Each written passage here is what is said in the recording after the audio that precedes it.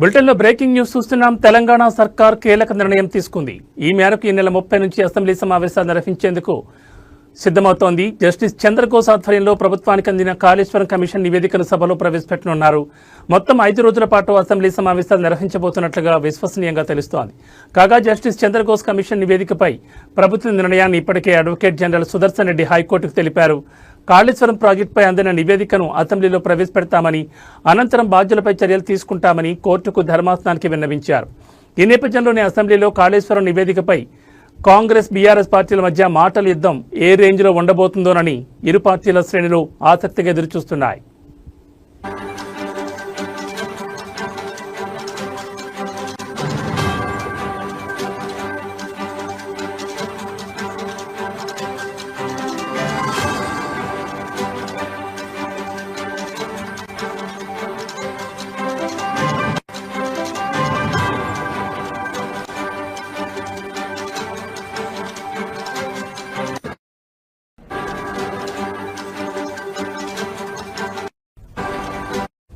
కాగా Kaleshwaram lift irrigation పై justice Chandra Ghose commission ఇచ్చిన నివేదికను కొట్టివేయాలని మాజీ సీఎం కేసీఆర్, మాజీ మంత్రి హరీష్ రావు హైకోర్టులో పిటిషన్ దాఖలు చేసిన విషయం తెలిసిందే.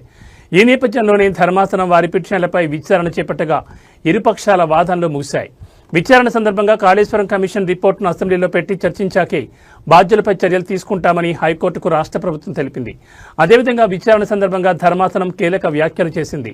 జస్టిస్ పి చంద్రఘోష్ ఇచ్చిన కాళేశ్వరం నివేదికను ఒకవేళ పబ్లిక్ డొమైన్లో పెట్టి ఉంటే వెంటనే తొలగించాలని చెప్పింది.